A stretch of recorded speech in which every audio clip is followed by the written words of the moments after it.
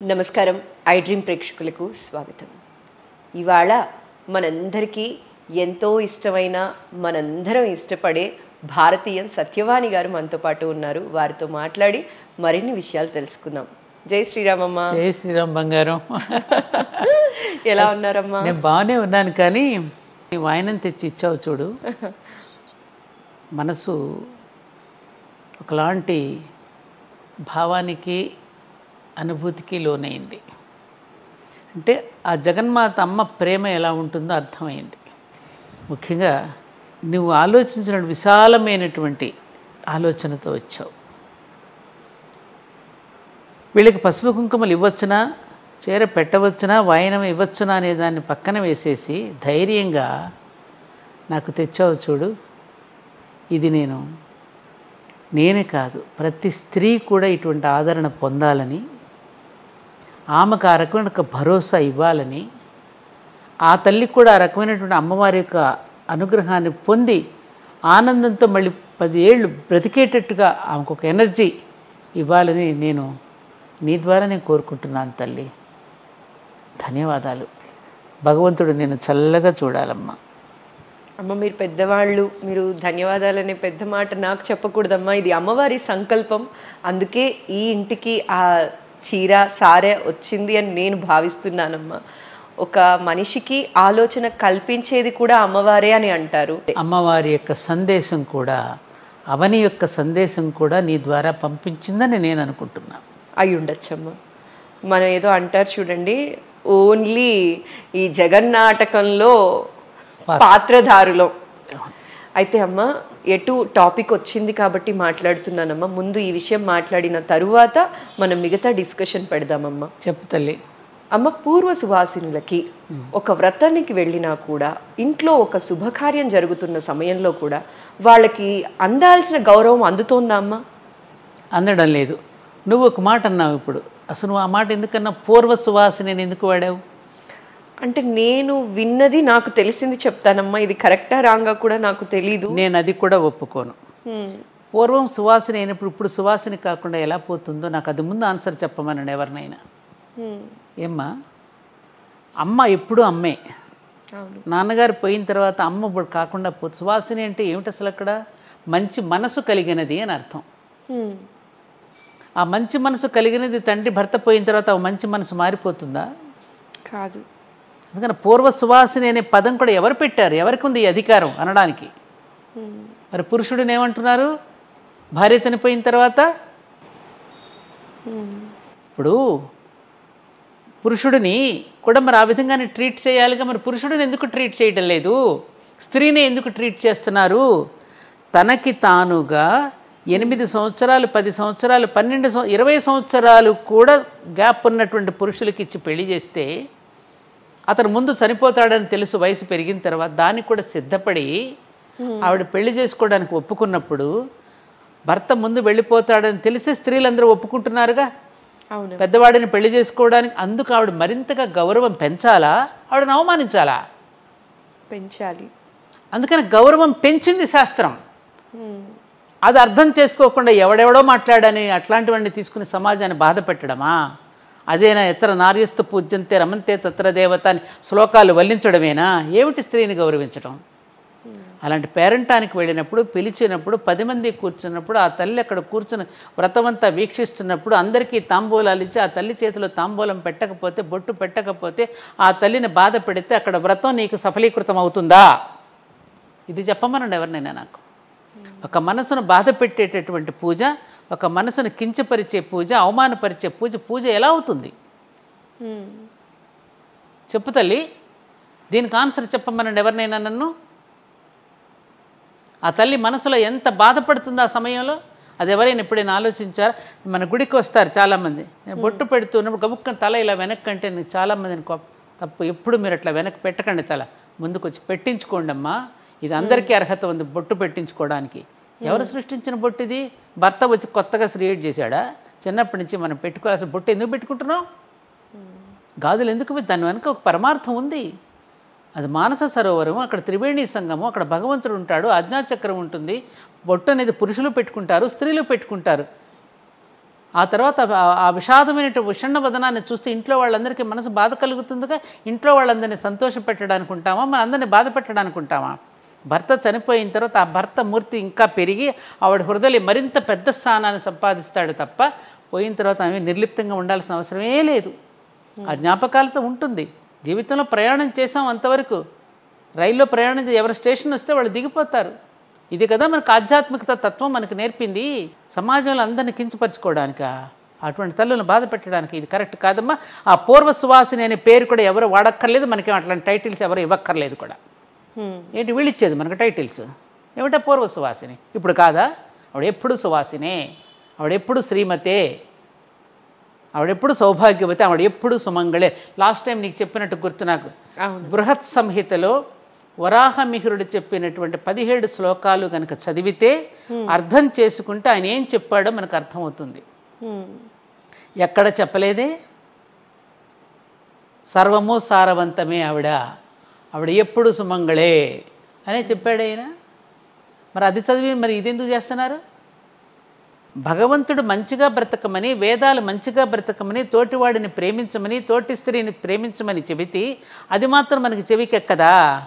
చీపురు ఎక్కడ పెట్టాలి, దీపాలు ఎలా వెలిగించవచ్చు, ఇలా వెలిగించవచ్చా, ఇటువంటి చెత్త ప్రశ్నలకు మాత్రం రెడీగా ఉంటాం మనం. శాస్త్రం చెప్పింది మాత్రం, వేదం చెప్పింది మాత్రం వినమా? దేవుడు చెప్పింది మాత్రం మనకు, దేవుడు నేను చెప్పినట్టు వినాలి కానీ నువ్వు చెప్పినట్టు నేను వినను అంటాడా దేవుడు? ఇది దేవుడు మెచ్చుకుంటాడా? దీనికి ముందు నాకు సమాధానం చెప్పండి అమ్మా. ఈ పద్ధతిని మరొక స్త్రీని ఇలా అవమానపరిస్తే నువ్వు శుభకార్యాలు చేసుకుంటున్నప్పుడు భగవంతుడు ఇది మెచ్చుకుంటాడా? ఖచ్చితంగా మెచ్చుకోవడం. చెప్పండి. కుంతి అలాగే ఉందా?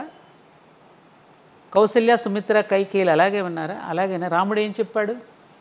నీకు భర్తతో ఉట్టేటటువంటి ఆ ఒక్క రకమైనటువంటి ఏదైతే ఉందో దాంపత్య ధర్మం తప్ప మిగతా అవన్నీ కూడా నువ్వు అనుభవించవచ్చు, అన్నీ ఇస్తానమ్మా నీకు అన్నాడే రాముడు.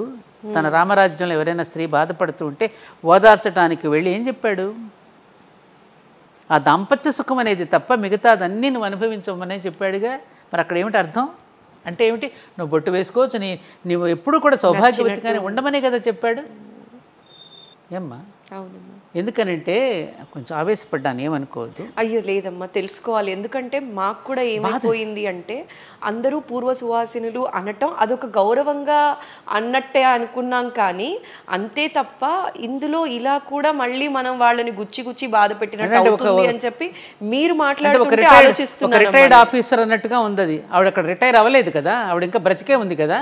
ఇలా 10 మంది 10 సార్లు, 100 మంది 100 సార్లు అంటూ ఉంటే అదే వాళ్ళ మనసుని చాలా బాధపడుతుందమ్మా. ఇవన్నీ కూడా ఆలోచించి మాట్లాడాలి మనం. ఆలోచించి అవతల వాళ్ళకి గౌరవం ఇవ్వాలి. మర్యాద పురుషోత్తముడు రాముడు అంటున్న రాముడు ఎక్కడ ఎవరిని అలా అవమానించలేదే.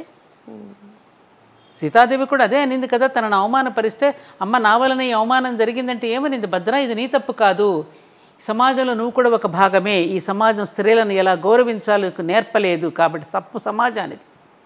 ఈ సమాజానికి నేర్పించినట్టు పెద్దలది. చెప్పిన శాస్త్రాన్ని సరిగ్గా అవగాహన చేసుకోకుండా పెడర్థాలు తీసి అపార్థాలు తీసి ఇలా ప్రచారం చేశారు. మా గురుదేవులు ఎప్పుడో చెప్పారు, మంచి పరమాచార్యులు వారు, వేదాలు వణికిపోతున్నాయని. ఎందుకని? అమ్మ బాబాయ్ నా గురించి ఏ రకమైన పెడర్థాలు తీస్తారో అని వేదాలు వణికిపోతున్నాయంట. అలాగే మరి నిజంగానే కదా పెడర్థాలు తీసిన లేనిపోయిన అపార్థాలు సృష్టిస్తామంటే అది మూఢాచారగాలుగా మారి వాళ్ళని చెరువు దగ్గర తీసుకెళ్ళి వాళ్ళ చేతులు గట్టిగా పట్టుకుని ఇంకా పగలగొట్టి ఆ నులక మంచం మీద కూర్చోబెట్టి ఆ 11వ రోజున వచ్చి నిజంగానే మన గరికిపాటి వారు కూడా బాగా ఖండిస్తున్నారు. నాకు చాలా సంతోషంగా ఉంది. ఆ తీసుకుని వెళ్ళి 11వ రోజు మీద పడి ఆవిడ మీద పడి ఏడవటం, ఆ దుఃఖంలో ఉన్నవాడు ఇంకా దుఃఖం పోగొట్టుకోకుండా వీళ్ళందరూ అన్నీ గుర్తు చేసి ఇంకా ఏడవడం, అక్కడేదో జీలకర్ర బెల్లం లాంటిది పెట్టడం, వీళ్ళు తినేసి పాప ఏదో చూస్తే వీళ్ళందరూ ఉంటారా? రేపు భవిష్యత్తులో ఎవరికి ఏం జరగదా? అందరూ శాశ్వతంగా ఈ భూమి మీద ఉండిపోతామా అమ్మ? తోటి స్త్రీని అవమానపరుచుకుంటే ఏమవుతుంది? ఇప్పటికీ జరుగుతున్నాయమ్మా. ఇప్పటికీ మనం మొన్న చేసిన మారుదాం కింద కమెంట్స్లో పెట్టారమ్మా ఒక ఆవిడ.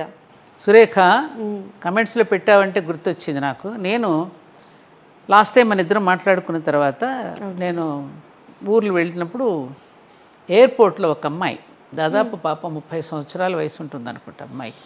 ఓకే. గబగబా పరిగెత్తుకుంటూ వస్తుంది నా దగ్గరికి. రాజమండ్రి, విజయవాడ ఊరు టౌన్ గుర్తురా. పరిగెత్తుకొచ్చి గట్టిగా కావలించుకుని నా మీద పడి ఏడుస్తోంది.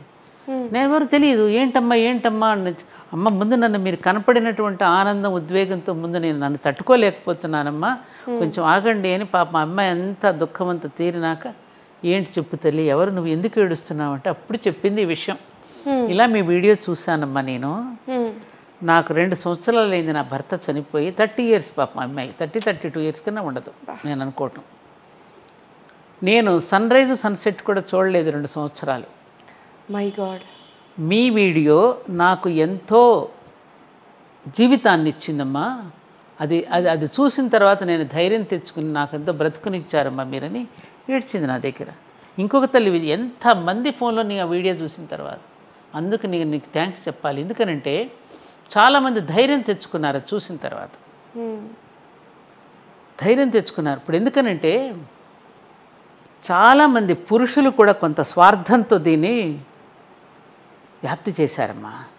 ఎందుకంటే వీళ్ళు ఐడెంటిఫై చేస్తారు, వీళ్ళు మగ దక్షత లేని, మగ గొడుగు లేనటువంటి స్త్రీలు ఎక్కడైతే ఉంటారో వాళ్ళని ఐడెంటిఫై చేసి వాళ్ళని ఏదో ఒక విధంగా హెరాస్ చేయడానికి, ఏదో ఒక విధంగా వాళ్ళని చేయడానికి కూడా, ట్రాప్ చేయడానికి కూడా చేస్తారుగా. అందుకని వాళ్ళకి ఒక వేషం వేసేసి వీళ్ళు పలానా మగదక్క లేనటువంటి వాళ్ళని గుర్తించుకోవడానికి కూడా చేశారేమో అని అనుమానం కూడా వస్తుంది నాకు ఇప్పుడు. ఓకే, పూర్వం నుంచి అంతే కదా. ఎంతమంది తల్లులమ్మ పాపం వాళ్ళ కోరికలను అణుచుకుని వాళ్ళ ఇళ్లల్లో ఉండి పాపం ఎన్ని రకాలుగా వాళ్ళ బాధలు పడి, అటు పుట్టింటి వాళ్ళ అవమానాలు ఎదుర్కొని, ఇటు అత్తింటి వాళ్ళ అవమానాలు ఎదుర్కొని ఎన్ని బాధలు పడ్డారమ్మా వాళ్ళు. ఎంతోమందిని చూసాం మనం, మన బంధువుల్లోనే ఎంతోమంది ఉంటారు, ఎంతమందిని చూడలేదు మనం. ఇది కరెక్టా అని అడుగుతున్నా నేను. ఈ జీవించడానికి, భూమి మీద పుట్టిన ప్రతి ప్రాణికి జీవించే హక్కు ఉంది కదా. ఆమె జీవించే హక్కు కలిగినటువంటి ఆ స్త్రీని మానసికంగా క్షోభ పెట్టి బాధ పెట్టే హక్కు మనకున్నదా? లేదు. సేద తీర్చాలా, నీకు నేనున్నానమ్మా అని ధైర్యం చెప్పాలా మనం? ఖచ్చితంగా ధైర్యం చెప్పి తీరా. నువ్వు పుట్టింటికి తీసుకువెళ్ళేది ఎందుకు? ఆవిడ ధైర్యం చెప్పడానికే కదా. మాకేదో అయిపోతుంది, వీళ్ళు రాకపోతే, వీళ్ళు ఏదో దీపం చూడకపోతే మాకేదో అయిపోతుందని తీసుకుపోతారా మీరు? ఏమ్మా? లేదమ్మా, మా ఇంట్లో మా అందరితో కలిపి పుట్టి పెరిగావు, మా బావగారు లేకపోయినా మేమంతా ఉన్నాం కదా నీకు అని ఆ సోదరిని ఆ విధంగా అక్కును చేర్చుకుని వాళ్ళు దుఃఖాన్ని తీసి మళ్ళీ పూర్వంలాగానే చీర పెట్టేటప్పుడు మళ్ళీ బొట్టు పెట్టి పంపించాల్సిన అవసరం ఉన్నది. మొన్నటి వరకు పెట్టి వాళ్ళు పెట్టకుండా నువ్వు పంపిస్తే అమ్మాయి ఎంత బాధపడుతుంది. ఇది ఎందుకు ఆలోచించట్లేదు వీళ్ళు? ఏమ్మా? అవునమ్మా, నిజంగా ఈ పాయింట్ చాలామంది మిస్ అవుతున్నారు. చాలామంది తెలిసో తెలియకో బాధపడుతున్నారమ్మా. చాలా తప్పమ్మా. నేను బృహత్ సంహితలో మళ్ళీ రిపీట్ చేయమంటే చెప్తాను. లాస్ట్ టైం చెప్పిన పాయింట్ చెప్పినట్టు గుర్తులేదు నాకు, నేను నీతో చెప్పానని. వరాహమిహిరుడు బృహత్ సంహితలో చెప్పిన 14-17 చెప్పలేదమ్మా శ్లోకాలలో ఉన్న దాంట్లో ఆయన ఏం చెప్పాడంటే, బ్రాహ్మణులు సత్ప్రవర్తన చేత పాదముల యందు మహిమ కలిగి ఉంటారు. ఓకే, అందుకే బ్రాహ్మణోత్తముడిని చూస్తే మనం పాదాభివందనం చేస్తాం. గోవులు పృష్ఠభాగమునందు మహిమ కలిగినవి, సంపదంతా అక్కడి నుంచే కదా. పాలు, పేడ ఇవన్నీ కూడా గోవు నుంచి వచ్చేది, ప్రతిదీ కూడా శ్రేష్టమైందే కదా, సంపదిస్తుంది కదా మనకి. అందుకని పృష్ఠభాగమునందు మహిమ కలిగినవి. గుర్రములు, గొర్రెలు ఇలాంటివన్నీ కూడా ముఖమునందు మహిమ సారవంతమైనవి. స్త్రీలు సర్వము సారవంతములే, సర్వము మంగళప్రదమే. ఎందుకంటే వాళ్ళ త్యాగం చేత, ప్రేమ చేత, అన్నింటి చేత సారవంతమైనటువంటి స్త్రీలు ఎప్పుడు అన్ని వేళలా పూజనీయులే అని చెప్పింది శాస్త్రం. ఇదెందుకు పట్టించుకోవటల్లా? అప్పుడు పనికి రాకుండా ఎలా పోతుంది? ఆలోచించము. ఇది మనం ఆలోచించొద్దా? ఆలోచించాలి. విద్య పెరిగిపోతుంది, ఒకవైపున 2 డిగ్రీలు తెచ్చుకుంటున్నాం, మరి చదువుకున్న వాళ్ళు కూడా ఎందుకు ఆలోచించటం లేదు? ఆ రోజుల్లో అంటే చదువు లేదు, మూర్ఖం అనుకుందాం. ఇప్పుడు అందరూ చదువుకుంటున్న వాళ్ళు కూడా ఎందుకు ఆలోచించటంలా ఈ పాయింట్ని? అన్ని ప్రశ్నలు వేస్తారు అన్ని విషయాల్లోనూ, మరి ఈ విషయంలో ఎందుకు నేను ప్రశ్నించుకోవటం లేదు వాళ్ళు? ఇది ఆలోచించాల్సిన విషయమమ్మా. కాబట్టి సమాజంలో ఇప్పటి నుంచైనా, ఆనాడు వీరేశలింగం పంతులు గారు లాంటి మహానుభావులే లేకపోతే ఏమ్మా, బాల్య వివాహాలు, అలా తర్వాత వితంతు వివాహాలు ఇవన్నీ జరగకపోతే సమాజంలో ఇంకెంతమంది వాళ్ళ జీవితాలను బలిపెట్టవలసి వచ్చేది?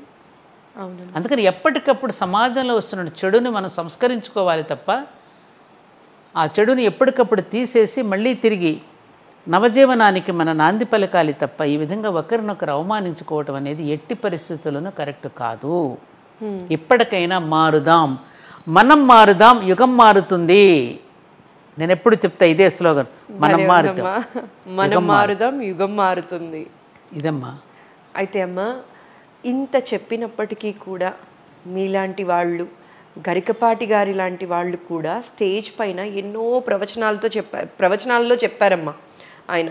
అమ్మ, మీరందరూ కూడా బొట్టు పెట్టుకోండి, బొట్టు పెట్టుకోండి, బొట్టు మీకు జన్మతః వచ్చింది, అంతేకాని మీరు మధ్యలో మానేయకండి. ఎవరైనా శాస్త్రం చెప్పింది అంటే కూడా కొట్టి పడేసి గరికపాటి గారు చెప్పారని చెప్పి కుంకుమని ధరించండి అని చెప్పి ఆయన బల్లగుద్ది చెప్పిన రోజులు కూడా ఉన్నాయి. అవునమ్మా. అయితే ఇప్పటికీ కొందరు ఇంట్లో బిడ్డకి కళ్యాణం జరుగుతున్న టైంలో కానీ, ఏదైనా శుభ కార్యక్రమం జరుగుతున్న సమయంలో కానీ ఒక అడుగు వెనక వేసే ఉంటున్నారమ్మా. ఎవరినో బయట నుంచి తీసుకొచ్చి వాళ్లతో అన్ని కార్యక్రమాలు చేయిస్తున్నారు, వాళ్లతో నలుగులవి పెట్టిస్తున్నారే తప్ప తల్లి కూడా స్వయంగా దగ్గరికి రావట్లేదు. చెడేమో, నా బిడ్డకి మంచి జరగదేమో అన్న భయాన్ని ఎక్కువ ఉంటోందమ్మా. అలాంటి వాళ్ళకి మీరు ఇచ్చే సలహా అమ్మా? ఇది మా అత్తగారు, నేను వచ్చేసి మా మామగారు లేరు. అత్తయ్య నాకు ఇది అయిపోయింది తెచ్చిపెట్టండి అని కుంకుమ తిలకమ నేను తేకూడదు. అత్తయ్య ఇంకొకసారి అలా మాట అంటే మీరు తెస్తేనే నేను పెట్టుకుంటాను, నా అత్తయ్య తెస్తేనే పెట్టుకునేదాన్ని. ఇప్పుడు నాకు 75 సంవత్సరాలు రా నడుస్తున్నాయి, 74 నడుస్తున్నాయి.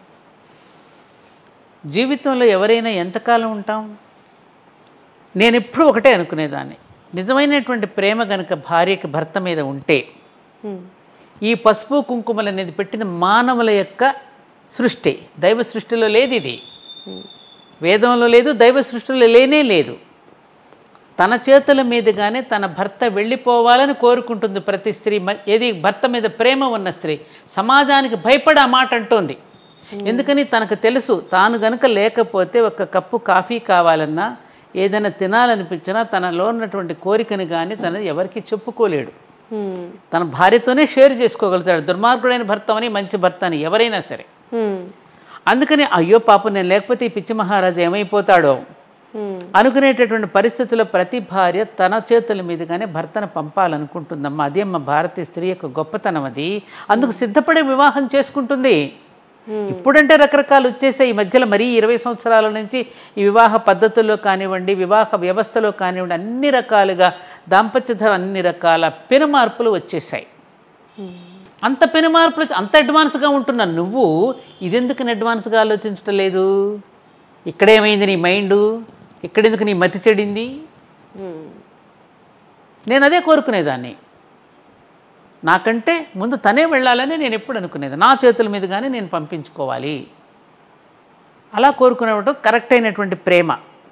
ఒకటి తల్లి, మాస్టర్ గారు ఎప్పుడు అనేవారు, మా ఎక్కిరాల కృష్ణమాచార్య మాస్టర్ గారు, పరిణామం అనే నిచ్చెన మీద వెళుతూ ఉంటాం కదా, ఆ నిచ్చెన మీద వెళ్ళినప్పుడు ఆ పరిణామాలు ఎవరి నిచ్చెన మెట్లు వాళ్ళకు ఉంటాయి. ఆ మెట్టు మీద వాళ్ళ నిర్ణయాలు వాళ్ళు తీసుకుంటారు. ఎదిగిన కొద్దీ వాళ్ళ నిర్ణయాలు వాళ్ళు తీసుకుని, నిర్ణయం మన తీసుకుని నువ్వు ఇలా ఉండాలని చెప్పడం అనేది అధర్మం. నిర్ణయం వాళ్ళనే తీసుకొని వాళ్ళు ఎలా ఉండాలో.